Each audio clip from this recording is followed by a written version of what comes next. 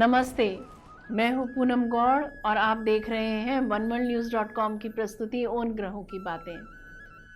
आज के प्रोग्राम में बात करेंगे आज के पंचांग की, हर राशि के राशि फल की एक रोचक सी कहानी सुनाऊंगी मैं, और आखिर तक मेरे साथ जुड़े रहिएगा।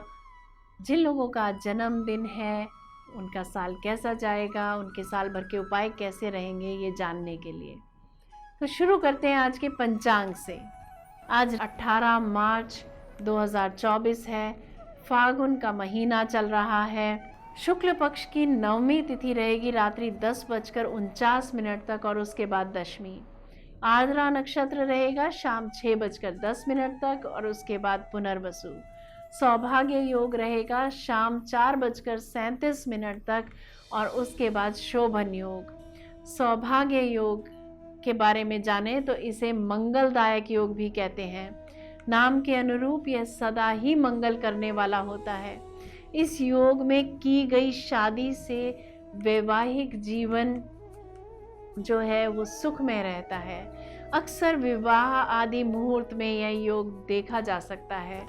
लोग मुहूर्त तो निकलवा लेते हैं परंतु सही योग के समय में प्रणय सूत्र में नहीं बंध पाते। इसी कारण किसी अनहोनी के होने पर दूसरों को दोष देने लगते हैं। सुखमय वैवाहिक जीवन के लिए सौभाग्य योग में ही विवाह के बंधन में बंधने की प्रक्रिया पूरी की जानी चाहिए। रवि योग शाम 6:10 से 19 मार्च प्रातः 6:26 तक रहेगा। दिशाशूल रहेगा पूर्व। नवमी के दिन लौकी खाना गोमांस खाने के समान होता है, इसीलिए नवमी को लौकी नहीं खाते, ऐसा ब्रह्मवैवर्त पुराण के ब्रह्मखंड में कहा गया है। बात करते हैं राशि फल की। मैं राशि चंद्र राशि और नाम राशि से बताती हूँ। मेष राशि की बात करते हैं। समाज सेवा के लिए धन राशि दान कर सकते हैं आप। उच्च शिक्षा के लिए विदेश यात्रा के योग बन रहे हैं। बेनामी प्रॉपर्टी न मिलने से टेंशन रह सकती है। वृषभ राशि असंतोष और टेंशन के रहते हुए भी आप कोई एग्रीमेंट साइन कर सकते हैं। भाग्य साथ है, घबराए नहीं।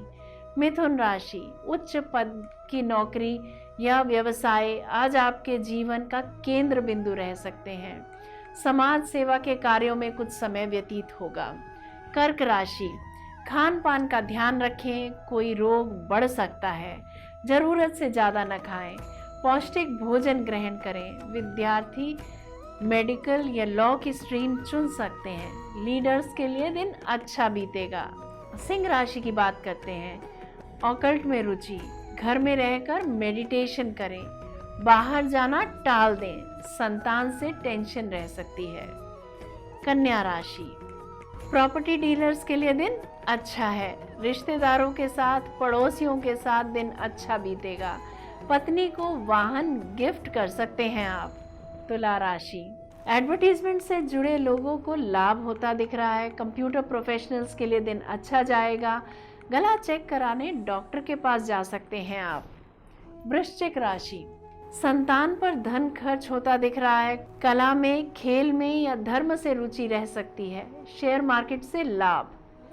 धनु राशि माँ के साथ समय घर पर रहकर ही बीतेगा। शिक्षा को लेकर विचार कर सकते हैं आप। वाहन खरीदने का भी मन बना सकते हैं आप, और कोई एक तो फर्नीचर खरीदने का भी मन बना सकते हैं। मकर राशि विदेश सेटलमेंट के योग बनते हैं। एडवर्टीजमेंट पर पैसा इन्वेस्ट कर सकते हैं। घर से दूर की यात्रा के योग बनते हैं। लेखन के कार्य में मन लगेगा। कुंभ राशि लाभ ही लाभ, यानी दोनों हाथों में लड्डू हो सकते हैं आज।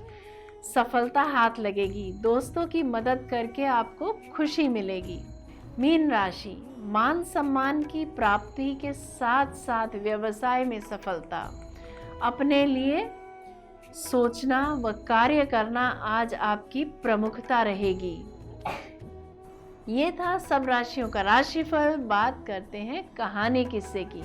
एक गोपी एक वृक्ष के नीचे ध्यान लगाने बैठ जाती है। कान्हा को सदा ही शरारतें सूझती रहती हैं।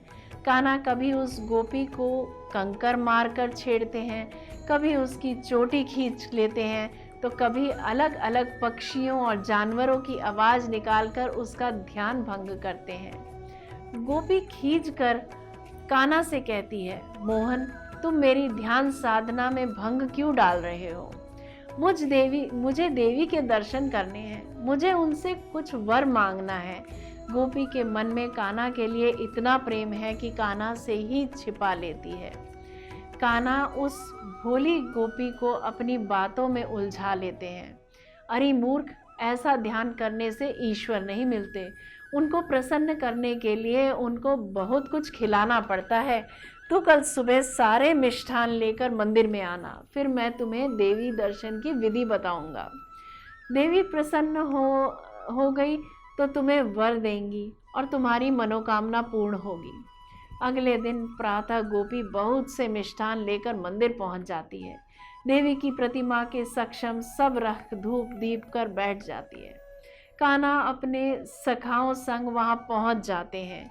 गोपी कान्हा को देखकर बहुत प्रसन्न होती है। कान्हा बरसाना की ओर इशारा करके बोलते हैं, उन देवी का स्थान जगत में सबसे ऊपर है। उनके दर्शन तो बड़े बड़े ऋषि मुनियों को दुर्लभ हैं।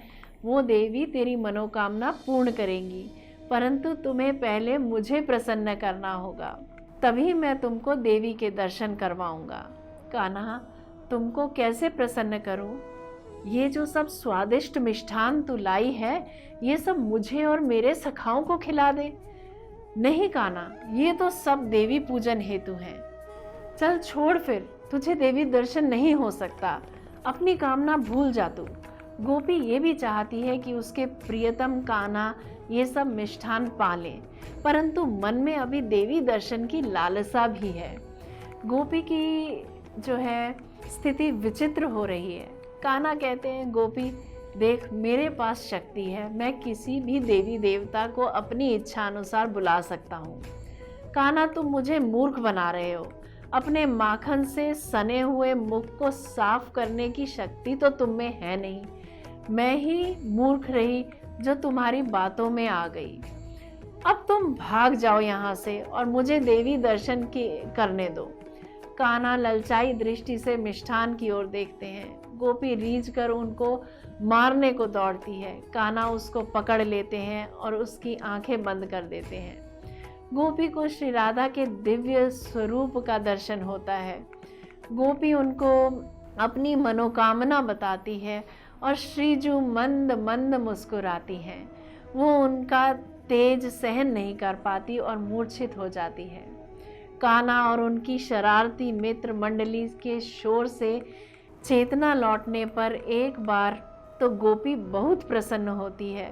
उसको देवी दर्शन की स्मृति रहती है, परंतु अपने खाली बर्तन और सब मिठाई खत्म देख वो अत्यंत क्रोधित हो जाती है और उन सबको मारने को दौड़ती है। भोली गोपी क्या जानती है कि जिसे वो प्रेम भी करती है और जिसकी उधम से वो खींच जाती है, वही पूर्ण परमेश्वर है जो उसकी मनोकामना को पूर्ण करने हेतु उसे कैसे भी ठग लेते हैं। ये थी आज की कहानी। बात करते हैं जिनका जन्मदिन है। A very very happy birthday to you. Have a blessed year ahead. बात करते हैं आप लोगों के वर्षफल की। 2024 कंपटीशन का साल है। कोई भी नया काम शुरू न करें, नई नौकरी न बदलें, नया घर न लें, ज़मीन जायदाद के काम टाल दें, विवाह अभी के लिए टाल दें। अपने साथ समय बिताएं और अपनी पॉजिटिव और नेगेटिव पॉइंट्स को समझें और आगे की योजना बनाएं। योजनाबद्ध तरीके से चलेंगे तो बहुत सारे जो है लॉसेस और टेंशन को दूर रख पाएंगे आप। जी तोड़ मेहनत करें तभी कुछ हासिल हो कर पाएंगे। वर्ष के आखिर के 3 महीने में स्पष्ट हो जाएगा कि क्या करना है। धैर्य और समझदारी से काम लें। बात करते हैं आपके उपायों की। एमेथिस्ट का ब्रेसलेट पहने, 7 मुखी रुद्राक्ष धारण करें, हर शनिवार को कौओं को भोजन खिलाएं, शराब और नॉनवेज का सेवन ना करें, हनुमान चालीसा का पाठ करें, दशरथकृत शनि स्तोत्र का पाठ करें, पीपल के पेड़ के नीचे सरसों के तेल का दिया शाम के समय जलाएं। अगर मेरे बताए हुए उपायों में से कोई 2 उपाय भी आप सारा साल भर कर लेते हैं तो आपके हर काम सरलता से पूरे होंगे। अगर आपको मेरा ये प्रोग्राम पसंद आया है तो इसे लाइक शेयर सब्सक्राइब करें, बेल का आइकॉन जरूर दबाएं और कल फिर मेरे साथ जुड़िएगा oneworldnews.com की प्रस्तुति उन ग्रहों की बातें में। नमस्ते।